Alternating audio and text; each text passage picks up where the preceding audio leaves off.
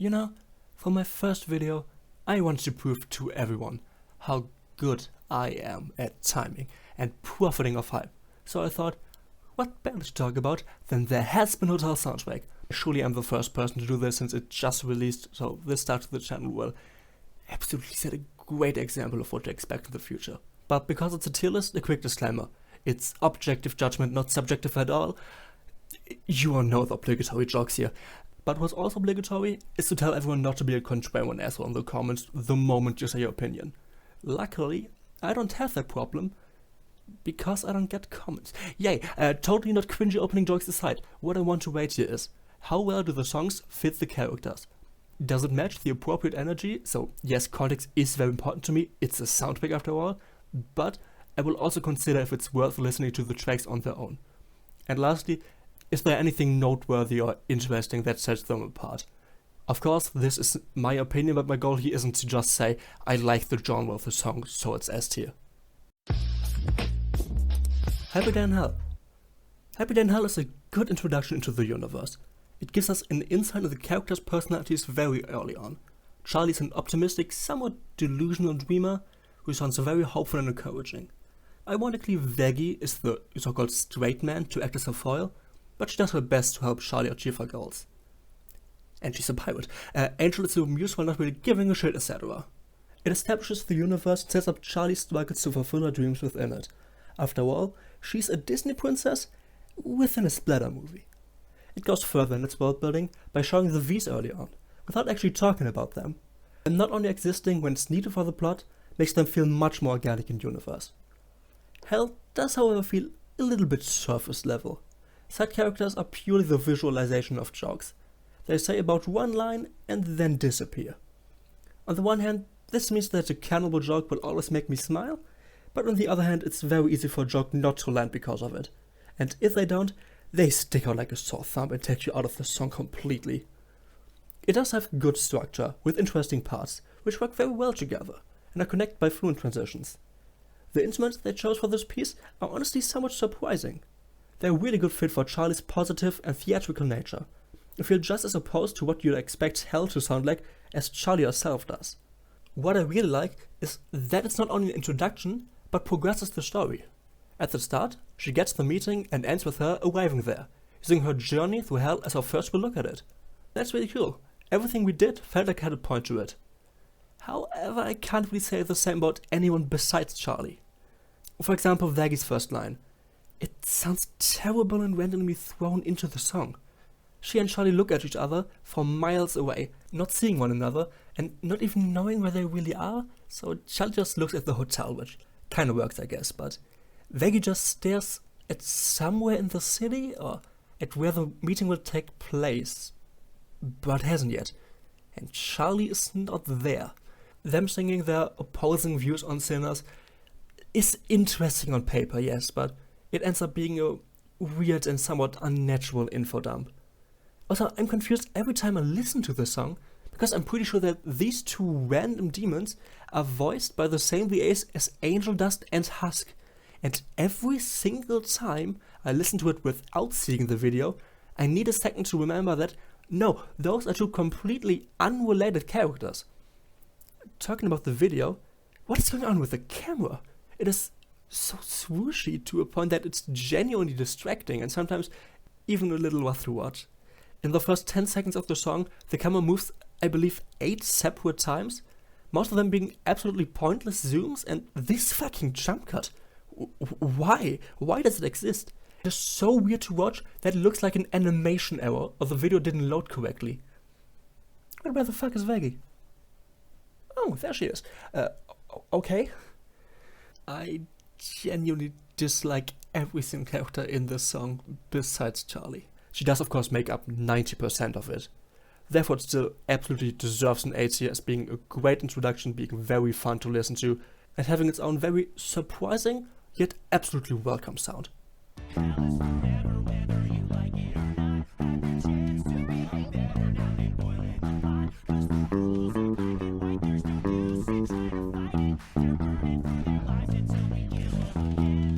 I'm truly surprised at how little I care about the song.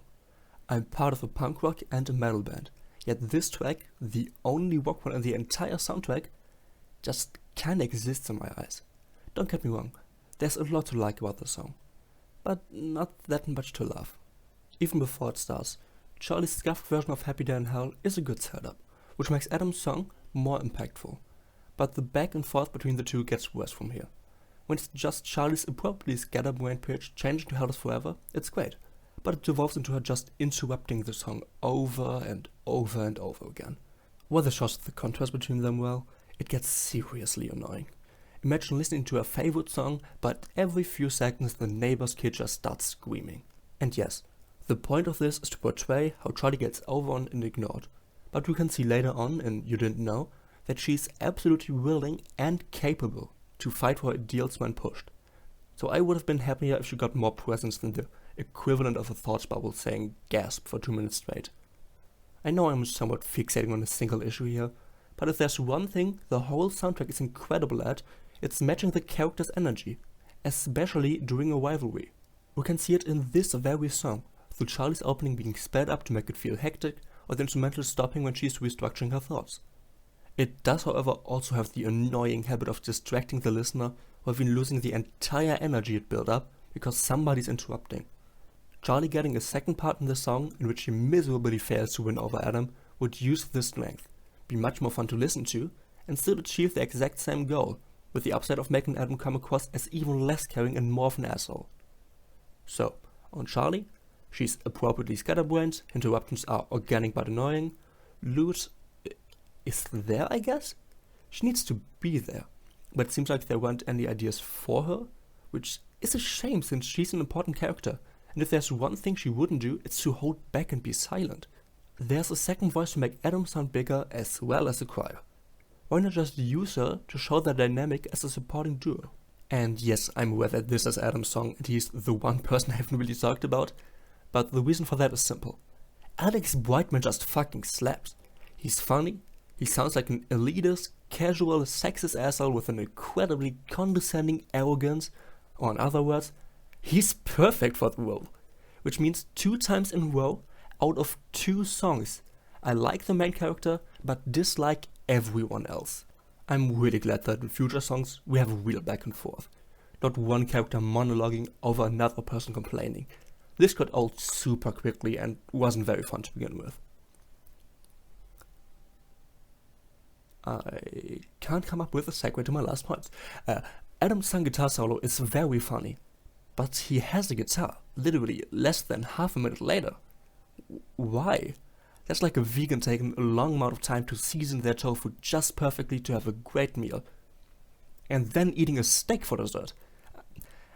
I mean, enjoy your meal, but what the fuck, I'm confused. And speaking of missing segues, the production of the song is clean. So clean, and in a way that's just too much and deprives it of its rock sound. On the My Chemical Romance scale, this is Danger Days. Too good to suck, but too polished to be that interesting. Okay, a lot of criticism, a lot of nitpicks. Alex Brightman is awesome nonetheless, so it deserves a solid B.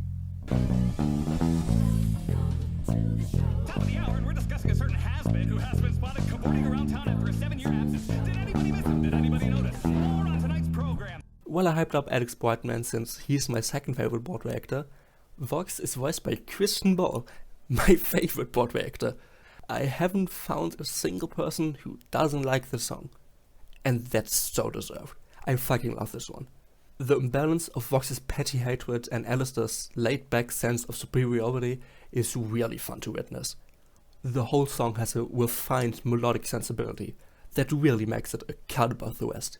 Electro swing is such a genius way of walking the line between Vox's bright modern TV and Alistair's charming old-school radio motif, enabling the song to switch between old and new whenever needed. The spinet in Alistair's outro especially was a great addition, which gives it the distinct sound of his time period, while still fitting into the song style 100%. The song has great timing too. Alistair starts at the perfect moment, with what might be the slickest transition on the whole soundtrack. Focus on the lyrics Vox is singing.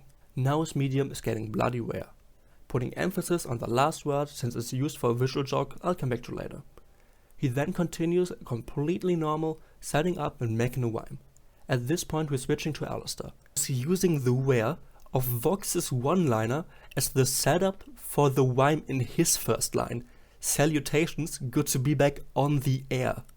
This is not only awesome writing, it is also so discreet that I was 2 years old when I finally noticed it.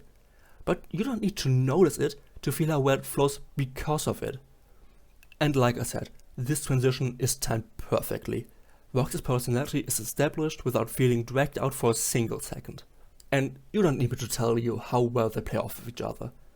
Vox's erratic energy shapes the tempo of the song, with it then slowing down to Alistair's calmness while confronted, making him seem untouched from being attacked by one of Hell's most powerful overlords.